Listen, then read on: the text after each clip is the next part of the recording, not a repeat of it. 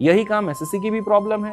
वो जान के ये सारे टैक्टिक्स अपनाए जाते हैं कि पहले ये लोग कट ऑफ का पूरा हल्ला कर लेंगे, कुछ दिन में शांत हो जाएगा, फिर नॉर्मल नंबर देंगे, और नंबर जब तक देंगे तब तक तो फिजिकल का हम डेट निकाल देंगे, तो लोग भूल चुके होंगे और फिजिकल की तैयारी में आ जाएंगे। और ये नॉर्मलाइजेशन क्या है, थोड़ा सा अगर आम दर्शकों? नॉर्मलाइजेशन ऐसा है कि मान लीजिए कि एक पेपर अलग अलग पालियों में होता है। चूंकि क्या है कि 20 लाख बच्चों ने, यूपीएसआई में ही अगर हम बात करें तो 10 लाख बच्चों ने फॉर्म भरा।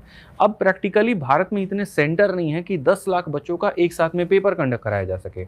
एसएससी में 30 लाख लोग फॉर्म भरते हैं, बेशक चाहे 30% लोग ही फॉर्म देने जाए, लेकिन आप सिटिंग तो सबकी रखते हो, कोई नहीं जाए तो वो अलग बात है। तो जैसे अब 30 लाख बच्चों के हिसाब से पूरे भारत में एक बार में पेपर कंडक्ट करवाया ही नहीं जा सकता।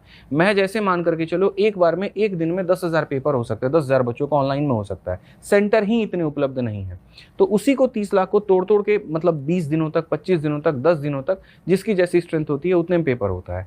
तो किसी शिफ्ट का पेपर बहुत टफ आ जाता है, किसी शिफ्ट का पेपर बहुत आसान आ जाता है। ऐसे केस में जिनका पेपर आसान आया वो तो ज़्यादा नंबर लेकर के आ जाएंगे, और जिनका टफ आया उनके कम नंबर लेकर आएंगे। तो इसमें क्या होता है, एक तरीके से डिफरेंस पैदा हो जाता है। उस बच्चे की क्या गलती है जिसका पेपर टफ आया, तैयारी तो वो भी करके गया था। तो इसी को बैलेंस करने के लिए एक नॉर्मलाइजेशन का फॉर्मूला सेट होता है। उस फॉर्मूले के अंदर में ये देखा जाता है कि किस शिफ्ट का पेपर का एवरेज स्कोर क्या था।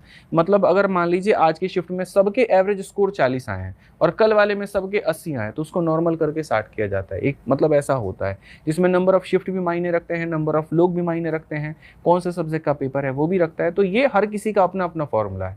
एसएससी का अपना फॉर्मूला है, रेलवे का अपना ये फॉर्मूला प्रक्रिया है। कितनी पारदर्शी है?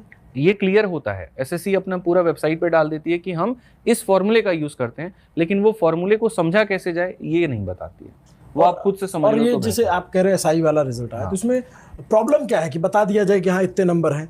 तो प्रॉब्लम वो सरकार आयोग जाने ना, वहां पर जो राज्य चयन आयोग, अधीनस्थ आयोग है, वो यूपीपीआरबी जो है हमारा भर्ती बोर्ड जो है, उसको बताना चाहिए कि भाई उसको क्या दिक्कत आ रही है।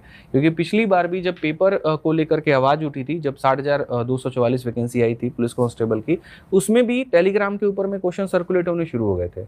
और शुरू में तो आयोग मान ही नहीं रही थी, बट बाद में फिर हम लोगों ने सबने जाकर के लखनऊ की इको गार्डन में प्रोटेस्ट किया था, और उस समय फिर उसके बाद में आया था भर्ती बोर्ड का कि हम ये पेपर कैंसिल कर रहे हैं। तो सारी चीज़ें जो है वो आयोग के हाथ में ही है। पेपर को रद्द करना या स्कोर कार्ड जारी करना है, सब कुछ करना, तो इसका जवाब आयोग ही देगी। मुझे लगता है कि आपको एक उनका इंटरव्यू करना चाहिए भर्ती बोर्ड का, उनसे पूछना चाहिए कि बार बार ऐसा क्यों हो रहा है। और करने जाइएगा तो हमारे बिहार के भी कुछ भर्ती बोर्ड के लोगों से आप ज़रूर मिलिए, उनसे भी सवाल करिए कि उनको कितना आनंद आता है कि उनके भवन के आगे जो है जाकर के अभ्यर्थी आंदोलन करते हैं, उनसे गुहार लगाते हैं, उनसे मिलते हैं, और हर बार वो गोली दे करके छोड़ देते हैं। ये भी सवाल ज़रूर वहाँ के, अगर आप तो इतना घूमते हैं तो एक थोड़ा सा वहाँ के जो मंत्री हैं उनसे ये भी सवाल करिएगा कि बिहार एसएससी को यहाँ पर जो है 10 साल की योजना ये लोग क्यों बनाती हैं। आप पढ़ते रहिए, आपके हर कदम पर हम आपके साथ में हैं, और कहीं पर भी हम आपका साथ नहीं छोड़ेंगे। वीडियो कैसी लगी जरूर बताइएगा, और चैनल को सब्सक्राइब कर लीजिएगा मेरे भाई। आज के लिए इतना ही, मिलेंगे अगली वीडियो में।